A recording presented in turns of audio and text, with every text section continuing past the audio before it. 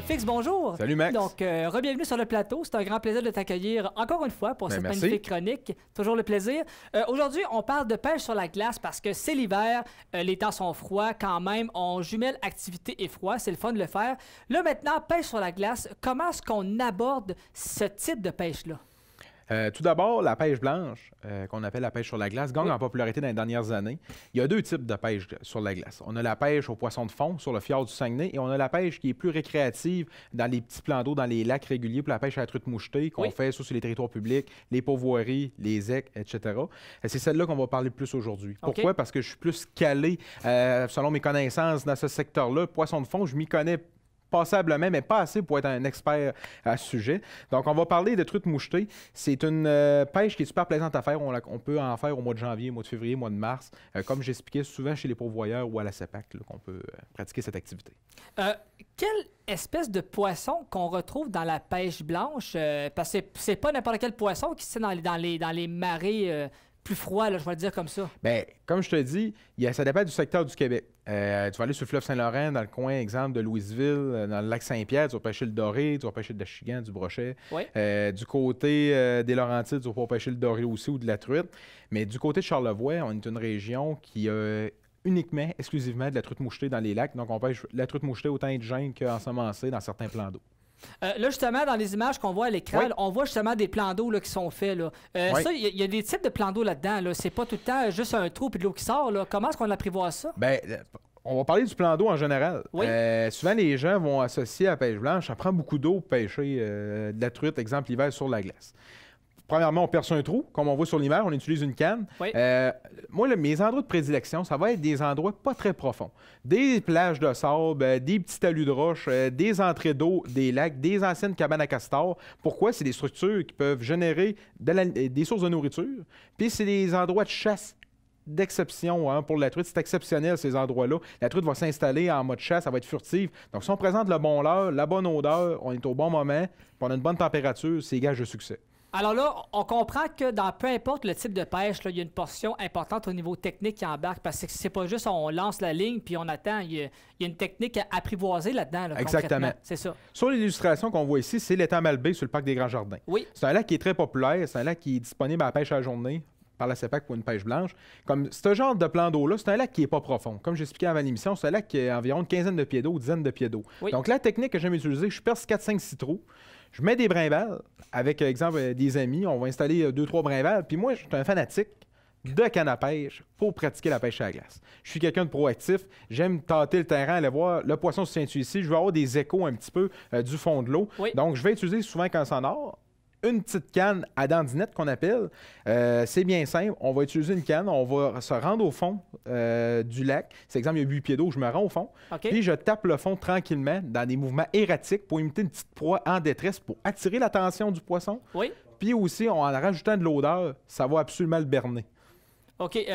Là, en termes d'équipement, on a la ligne, mais là, ici, on regarde sur la table, on a différents produits. Là, il y a différents produits, je pense, d'appât, qu'on peut dire comme ça, pour attraper. Là, vraiment, là, on voit que, tout dépendamment le poisson, comment ça fonctionne pour décider quel équipement va être bénéfique? Bon, là, je t'ai amené la base à la pêche blanche. Souvent, ce qu'il faut comprendre, c'est que l'hiver, le poisson, il n'y a pas autant de nourriture que durant l'été. Il n'y a pas de mouches, il n'y a pas de grenouilles, il n'y a pas de plein de sortes d'insectes. Donc, le poisson est beaucoup plus vorace, puis il a faim. Donc, on peut y aller souvent avec des présentations un petit peu plus robustes, avec des couleurs plus vives, mais avec beaucoup d'odeur pour aller chercher son appétit, puis aller chercher aussi éveiller tous ses sens, autant la couleur que l'odorat. Donc, c'est le leurre le plus populaire, selon moi, pour faire de la pêche à la glace, pour la pêche à la truite, arc-en-ciel ou truite mouchetée. C'est les Atomic Teaser de la compagnie Berkley. Pourquoi j'utilise ça? Ça peut être une imitation, premièrement, d'une larve, d'une nymphe. Ça peut être une imitation d'un mené, d'un petit poisson en détresse. Donc, on utilise la technique de la dandinette qu'on appelle la jig. Donc, on voit ici, ça mesure 3 pieds. Là, 3 pouces. 3 pouces, excusez-moi. Ça mesure 3 pouces. Il y en a qui sont un petit peu plus courts. Donc, c'est vraiment comme une petite proie là, avec une queue. Puis la queue, dans le fond, va imiter des mouvements erratiques puis des mouvements de détresse. Fait que le poisson, souvent, il va être attiré d'aller manger cette petite proie-là. Donc, on va simplement jiguer le fond, puis on va espérer des touches. On peut remonter la ligne après 4, 5, 6, 7 tentatives. On remonte la ligne tranquillement. On essaye plusieurs structures d'eau, parce que des fois, le poisson, c'est en dessous de la glace, comme des fois, il est au fond complètement. Le deuxième produit que j'utilise, c'est un produit intéressant pour des brimbales, derrière une petite cuillère avec un hameçon. C'est des pinch crawlers, c'est des verres artificiels. Dans une espèce de jus qu'on voit bien, là. Exactement. C'est fait pourquoi la substance liquide? C'est vraiment pas compliqué. C'est le pinch crawler, là. Oui. C'est l'imitation d'un verre naturel, à base de produits biodégradables et biologiques. Souvent, les gens disent, hey, un verre de terre, c'est pas l'odorat, ça va être la senteur le plus important. Bien, c'est la réalité avec ce verre-là, c'est la senteur. Il y a des odeurs très fortes à base organique. Ça va aller chercher vraiment des sens du poisson, ça va l'éveiller. C'est mon produit coup de cœur. Autant, même l'été, je l'utilise des fois quand je suis mal pris, j'ai pas de verre de terre. Oui. C'est pas le visuel, là. C'est vraiment une question d'odorat, puis ça l'attire énormément. Dans quel endroit est-ce qu'on peut avoir la meilleure pêche? Et est-ce qu'il y a des moments plus propices à y aller? Un exemple, en mois de février à 4 heures le matin ou peu importe. C'est surtout de regarder les vents dominants. Exemple, voir s'il y a des marées ou exemple, la phase de lune ou la température, exemple, température plus chaude ou plus froide peut influencer le comportement de pêche. Okay. Mais moi, je suis quelqu'un qui aime pêcher très tôt le matin et en après-midi sur l'heure du dîner. Mais surtout très tôt le matin. C'est gage de succès, puis souvent, tu peux te démarquer. Et là, les poissons qu'on a parlé, là, bon, on a la truite, il y en a plusieurs. Est-ce que c'est tous des poissons qui se mangent? Oui. Ouais. Bon, l'hiver, il n'y a aucun problème. La truite arc-en-ciel, même les poissons de fond, là, c'est des poissons qui sont très bons, là, justement. Ben écoute, on espère de bord que les Charlevoisiens vont avoir une belle pêche parce que ça s'en vient et on souhaite évidemment à tout le monde en profiter malgré le froid, mais l'activité est faite pour ça aussi. C'est déjà une bonne saison. Et voilà, ben c'est ça. Donc on va souhaiter que ça puisse s'allonger parce que je pense qu'il y a des très bons pêcheurs dans Charlevoix. FX, merci beaucoup. Merci à toi. Et au plaisir de se retrouver.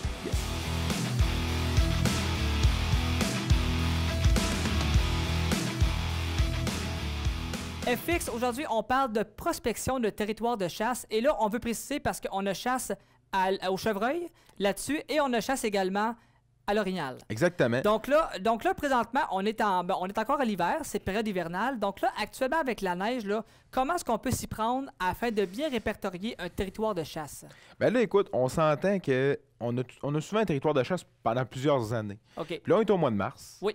On ne sait pas quoi faire. Puis là, les gens, ils veulent améliorer leur sort, ils veulent améliorer leur succès de chasse. La meilleure solution, c'est de commencer une prospection à partir de Google.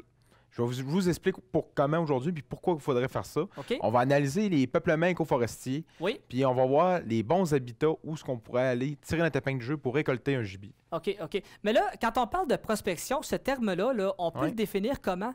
Comment est-ce qu'on peut résumer ce terme-là? Bien, prospecter, dans mon livre à moi, c'est de trouver un habitat préférentiel du gibier qu'on chasse. OK. Donc, ça veut dire, un animal, c'est comme un humain, ça a des besoins vitaux, se nourrir, s'hydrater et se reposer pour ruminer, vu que c'est des ruminants.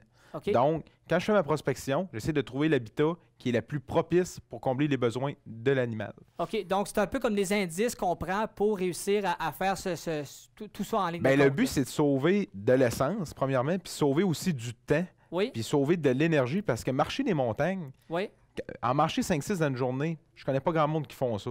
On s'entend. Il faut faire une bonne analyse, trouver les territoires de rut, trouver où ce que l'animal se tient. Fait que moi, j'aime mieux sauver du temps, puis au mois de mars, on fait rien pareil. Fait que je fais une analyse sur Google, sur des plateformes pour bien analyser les peuplements. OK, donc on parle un peu aussi d'une bonne préparation. C'est pour être sûr qu'on est bien équipé, bien armé pour ne pas perdre de temps et aller de l'avant d'une façon fluide. On va dire comme ça. Excellent. FX maintenant, avec les cartes satellites, parce que ça, c'est un outil qui est très important pour une quelconque lecture là-dessus.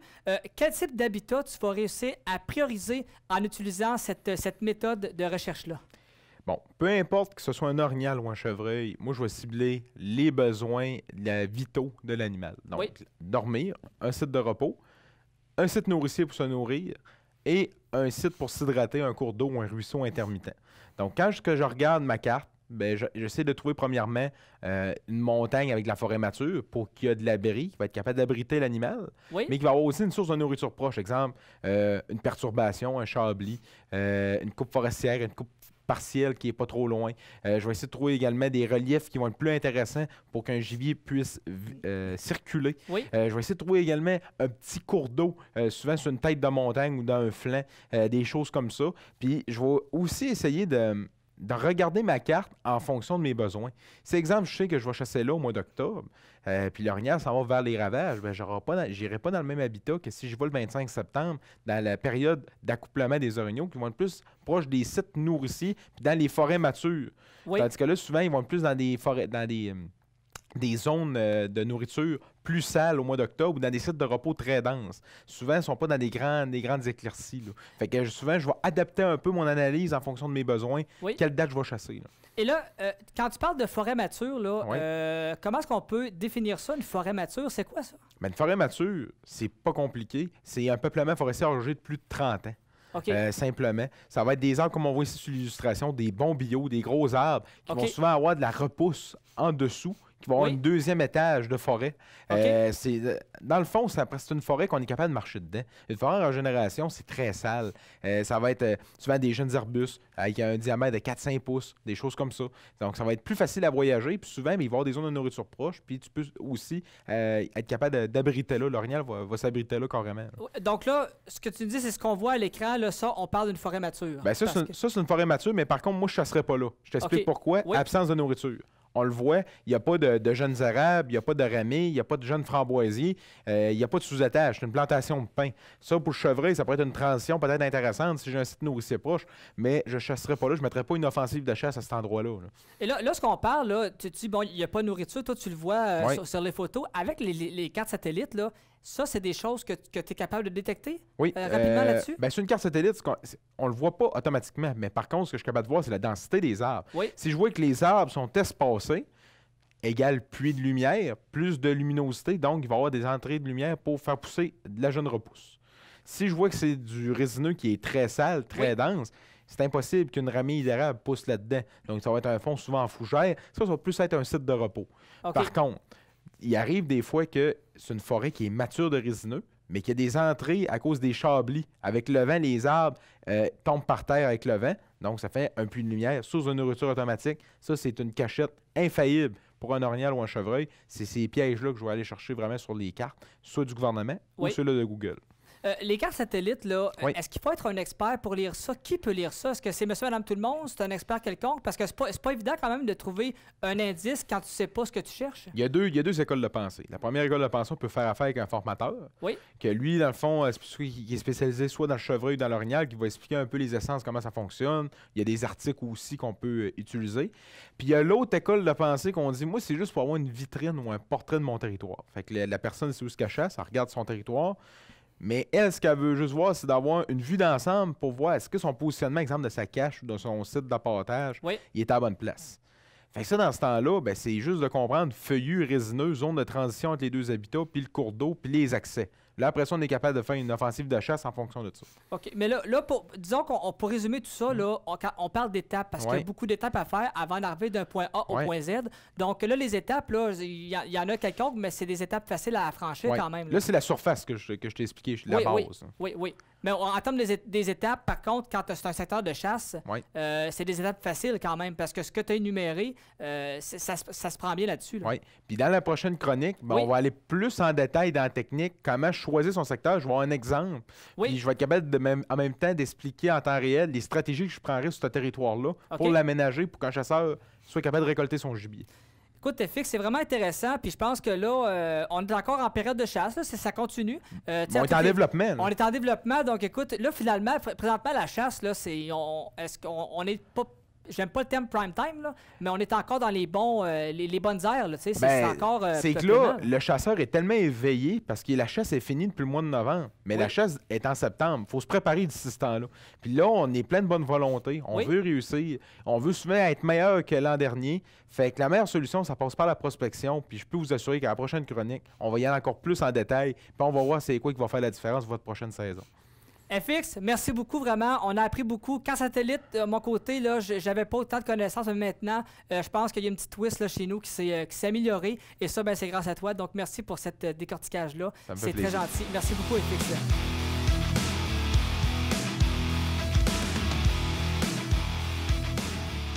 FX, bonjour. Salut, Max.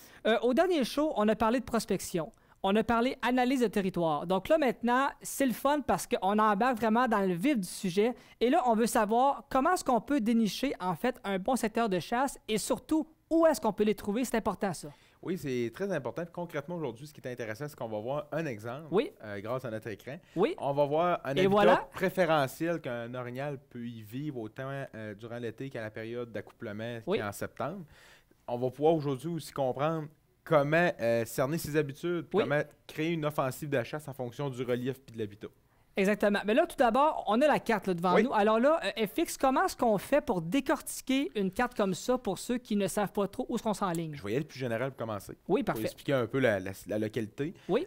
L'image, concrètement, on voit dans le bas de l'image, il y a un chemin forestier. On voit une ligne. Oui. Il y a une coupe forestière en régénération d'une quinzaine d'années qu'on voit en vert pâle dans le bas de l'image et dans le centre du côté droit. Ça, c'est un site nourricier. L'orignal va aller s'alimenter là à l'aube et le matin. Il va y aller tranquillement. Il va manger. Puis il va aller aussi dans les flancs de montagne, sur les butons, un petit peu plus haut pour dormir, qui est comme un dortoir, un site de repos. Absolument.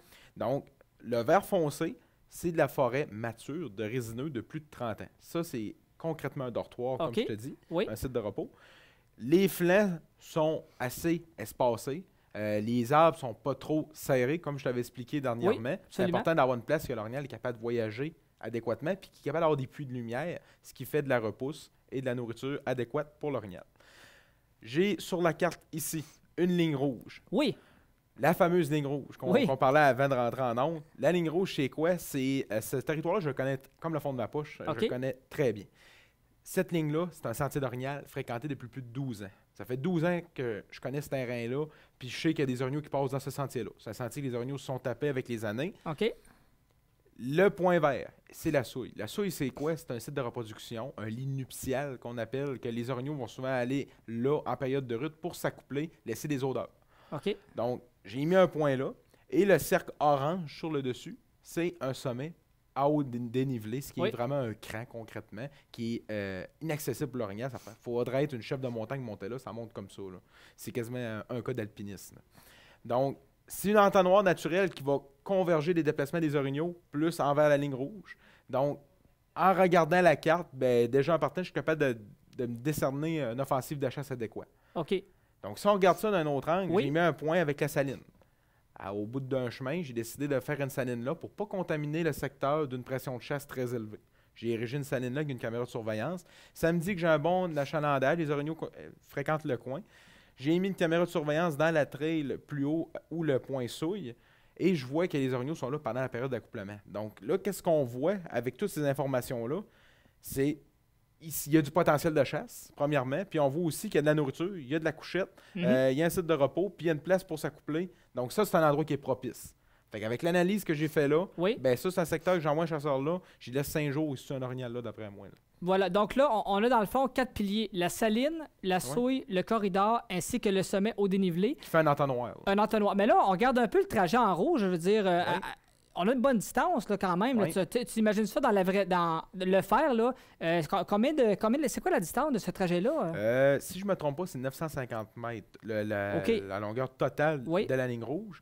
Puis la beauté de la chose, c'est une trail que l'orignal a toujours le vent pour lui, pour déceler la prédation, les odeurs humaines, les coyotes, les loups, peu importe. Il est capable de sentir la prédation de loin. Pourquoi? Parce que les vents dominants au Québec, c'est les vents nord, nord-ouest, ouest. Tout ce qui est tendance ouest. Puis la montagne est à l'est, donc le vent pousse vers elle. Puis il est capable de déceler les odeurs en étant sur le sommet. Puis nous, on est en bas du chemin, puis on pense qu'il n'y a pas d'orignal. Mais lui, il nous a détecté en haut. Fait que pour lui, c'est une place de sécurité. Puis je peux t'assurer qu'il va être autant là le matin, le midi que le soir. Ben écoute, on voit vraiment, je pense que c'est un outil qui est complet de la façon qu'on a pu le voir. Pourquoi utiliser cette technique-là plus qu'un autre? Est-ce que c'est parce que, vu les couleurs, les détails, on est en mesure vraiment de détecter ce qu'on veut vraiment là-dessus? Bien, je dois t'avouer que c'est un peu... c'est assez primaire, ce type de carte-là. Pourquoi? Parce que maintenant, nos jours, il y a des cartes écoforestières, il y a des cartes également sur le site de Forêt ouverte du gouvernement du Québec qui montrent les essences concrètement, la densité de la forêt, la topographie, puis aussi les types de peuplement, que ce soit inéquien ou etc. Donc, ça, c'est vraiment sommaire, c'est primaire, mais ça me permet de voir concrètement, exemple, si j'ai une invitation de dernière minute, tu m'invites à aller à la chasse, bien là, je vois, OK, zone de transition entre deux habitats, ce qui veut dire feuillus résineux, je les vois. Je vois les réseaux de chemin. Je suis capable de voir également l'écran, avec la topographie, je suis capable de voir les dénivelés trop élevés. Fait que je suis capable de déceler les entonnoirs, les sites de nourriture, les sites de repos. Fait que je suis capable de me créer 4-5 offensives de chasse dans le temps de le dire. Je te dis pas que je vais connaître le territoire à 100%, mais au moins, j'ai une vue d'ensemble qui me permet de dire, OK, c'est là, je vais mettre mes efforts ou c'est là. Alors, tu as les éléments en dite principale pour bien illustrer ce que tu cherches. la beauté de la chose, c'est sur le commun des mortels, exemple un iPad. Tu es capable de faire ça en 5-10 minutes pour quelqu'un qui est habitué d'aller dans le bois. Tandis que si on veut analyser concrètement plus en profondeur, il faudra avoir des analyses de cartes écoforestières. Puis là, il faut apprendre les codes. C'est plus compliqué. Donc, la meilleure solution, c'est ce que je vous montre là. FX, merci beaucoup pour cette portion dite technique. On est très contents et on en apprend davantage, qui est également un plus pour nous aussi. Merci beaucoup.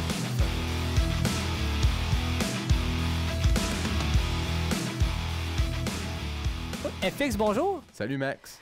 On va faire un lien avec la dernière émission parce qu'on avait parlé longuement d'une très belle carte qui était bien détaillée où on avait 4 points principaux sur la carte et on avait un point notamment qui s'appelait saline. Donc saline, on parle de liquide, mais on parle aussi d'odeur. Donc là, j'ai hâte de voir un peu là, au niveau des odeurs, saline, qu'est-ce que ça représente ça en termes de technique justement? Bien, concrètement, dans le dernier épisode, on parlait plus de prospection. Maintenant, on parle de salines. Oui. Les salines, c'est un sujet qui fait couler beaucoup d'encre dans l'industrie de la chasse et de la pêche au Québec. Ça implique aussi des achats de certains produits. Les gens ont de la misère parfois à sélectionner le bon produit en fonction de leurs besoins, que ce soit pour l'orignal et pour le chevreuil. Mais aujourd'hui, on va démystifier quoi utiliser et quand l'utiliser. Absolument. Donc là, on a une gamme de produits présentement au centre de nous. Donc là, on parle d'odeurs plus fortes et plus douces dans ces cas-là. Bon, là, comment on sélectionne une odeur particulière pour le bon moment propice là-dessus? Bien, premièrement, je vais un peu faire une présentation rapide. Moi, j'utilise des produits à base de produits naturels avec des odeurs très fruitées ou des odeurs à base de plantes ou de produits forestiers, de souches forestières. Pourquoi? C'est naturel. L'orignal est très habitué d'utiliser ça. Ce pas des odeurs qui sont artificielles pour lui. Il se sent en sécurité puis il se sent en confiance. C'est vraiment une valeur ajoutée, si on veut, à notre territoire de chasse. J'utilise autant des produits de base solide qu'on appelle des minéraux en sel ou en granules, ou autant des produits liquides en gelée. Les produits à base de sel, l'odeur plus forte ou plus douce au niveau du matériau? Bien, je te dirais que la différence va être surtout en fonction de tes besoins. Exemple, chasse sur la Côte-Nord, en milieu plein résineux, je vais utiliser un produit à base de conifères et de thé des bois, des produits qui vont sentir plus la forêt résineuse, le sapin. Voilà, là on voit une couleur verte, donc qui représente un peu la forêt. Exactement. Donc le match se fait là, oui. Oui, c'est un super de bon produit. Je t'invite à le sentir. Tu devrais adorer l'odeur. Oui, on va sentir ça, mes amis. Alors on y va. OK, au nez, c'est prenant quand même, une odeur forte bien odeur développée, oui. De sapin et de thé des bois ou un peu de menthe, si on veut. Oui. C'est très intéressant. Ça marche super bien. Ensuite, on peut aller aussi avec des odeurs plus fruitées qu'on peut mettre sur un bloc d'acide, comme concrètement, ou sur une saline sur une souche avec du sel et des minéraux. Oui. C'est un produit à base de framboise qui marche super bien, qui va attirer ton orignal de plus loin dans le but de drainer l'achalandage concrètement à un endroit précis. Donc là, on est dans la portion fruitée un peu plus, là, exactement. comme ça. Oui, une petite odeur de slush, au niveau ceux qui... une odeur de un peu à la maison, vous ne le voyez pas, là, mais c'est vraiment une petite odeur de slush poppy que j'aime appeler. Là, Puis là, je te fais sentir ces produits-là pour comprendre un peu que le but de l'orignal, c'est d'attirer son attention par le nez, parce que c'est ce qui mène sa vie, l'odorat. Et après ça, on va parler en même temps d'emplacement. Où est-ce qu'on va faire une saline? Oui. Comme là, j'ai la carte ici. Oui. On regarde ça d'un angle plus d'un aigle au perché. On voit ici qu'il y a du vert foncé qui est du résineux, du vert pâle, du feuillu. Où est-ce que je devrais faire une saline? Bien, c'est pas compliqué. J'ai déjà sur la carte un point saline qui est très stratégique. Pourquoi? C'est un entonnoir naturel, une transition entre deux habitats, comme on a parlé dernièrement des zones de transition. C'est une aire de voyagement naturel pour le gibier, que ce soit un orignal ou un chevreuil. J'ai un site nourricier en vert pâle, donc c'est un endroit qui est parfait parce qu'on a autant de la cachette pour un site de repos où il peut ruminer, un site nourricier. Donc, c'est un territoire qui va combler tous les besoins du gibier. Donc, si tu fais une saline là, tu as plus de probabilités qu'ils viennent lécher tes produits puis en même temps combler ses carences alimentaires. Exactement. Là, au niveau des produits sur la table, là, on a à peu près 7 produits. Oui. Ça, ce que ça veut dire qu'avec ces produits-là, on peut attirer, exemple, 7 animaux différents, animaux différents? Pour avoir souvent un achalandage plus continu, ce que les gens souvent on conseille, c'est de faire une saline, mais de manière espacée. Ce que je veux dire par là, souvent les gens vont mettre 2 ou 3 blocs de sel, mais ils vont les regrouper ensemble. C'est une erreur parce que souvent les femelles avec un veau puis une femelle tout seul n'auront pas le même comportement. Il y a souvent des femelles dominantes sur une saline, des femelles plus dominées, si on veut. Et il y a des individus, comme dans la société, dans les êtres humains, qui ont un caractère plus fort que d'autres. Oui. Donc, ce que je conseille, c'est de répartir l'offre, ce qui veut dire les produits, en deux. Donc, je vais faire souvent un piquet avec un bloc d'aisselle avec une odeur X pour faire un test. Et de l'autre côté, je vais poursuivre avec un second produit, environ à une dizaine de pieds, avec un autre bloc d'aisselle. Ça permet de ne pas avoir de chamoyage sur la saline. Ça permet d'avoir plus d'orignaux. Tu sais, j'ai déjà eu jusqu'à 6 orignaux en même temps sur une saline. Là. Donc, le but, c'est d'espacer le produit. Là. Et même si l'odeur n'est pas très forte, ça fonctionne pareil. Est-ce qu'il y a des techniques comme telles qu'on doit prendre un produit moins fort, je vais appliquer une telle technique, plus fort, une autre technique? C'est-tu au niveau de la concentration ou si bien la technique générale, elle fonctionne pour tout? Ben, moi, je te présente la base aujourd'hui. Exemple, utiliser des odeurs à plantes forestières et des odeurs fruitées. Puis, un autre produit qu'on peut utiliser, c'est les produits à base d'urine. Okay. Sans l'urine d'orignal et le feuillage. Un autre test de senteur? Oh, OK. C'est des produits qui sont très concentrés, puis ça permet des fois de provoquer l'orignal. Quand tu parles de stratégie, des fois on met des odeurs plus provocatrices pour le provoquer en fonction du début de la saison des amours ou durant l'été. On peut mettre des odeurs qui vont susciter un intérêt qui n'est pas de curiosité, mais plus qui va dire « je vais aller sentir, ça sent l'orignal ». Tu sais, ça va faire différent. Donc, et j'aime ça parce que là, on comprend que la portion saline, là, ça fait partie de entre guillemets, de la prospection. Donc, c'est une étape qui est très importante dans le but d'attirer l'animal et par la suite d'agir en conséquence finalement. Oui. On peut comprendre ça. Bien, il faut voir ça d'une manière que le but premier de la saline, c'est de combler les carences alimentaires de l'orignal ou du chevreuil. Oui. Puis c'est pour lui donner un soutien, aussi pour drainer l'achalandage à un point fixe quand on a des petits territoires. Exemple, quand j'ai pas 20 km², que j'ai juste 1 km par 1 km, dans le fond, j'ai 1 ou 2 km², j'essaie de drainer l'achalandage à un point précis dans le but de faire un plan de chasse de qualité. Souvent, on n'a pas grand, fait qu'il faut les leurrer, il faut les concentrer à des places précises. Oui. La saline va te jouer une carte d'atout réelle pour une chasse de ce genre-là. Donc, le but, c'est de les amener à un endroit précis, puis de les attirer, puis de les provoquer, puis souvent, de les garder à un endroit avec des odeurs. Le but, c'est de leur créer une accoutumance et une routine. Mais si tu es proche d'un cours d'eau, puis proche d'un site nourricier, puis d'une zone de couchage avec du résineux, tu es direct dans leur maison. Donc, tu as beaucoup plus de chances de les garder là, et ce, même durant tout l'été et même l'automne. Ouais, voilà.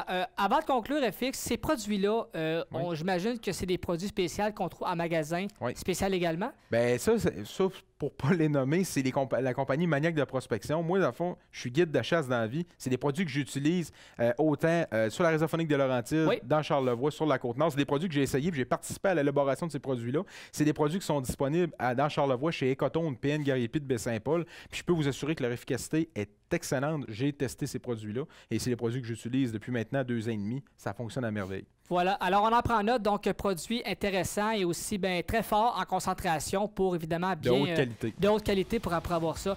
FX, merci beaucoup. Donc, la saline, on est lancé sur le sujet. Merci encore une fois, très apprécié. Merci à toi.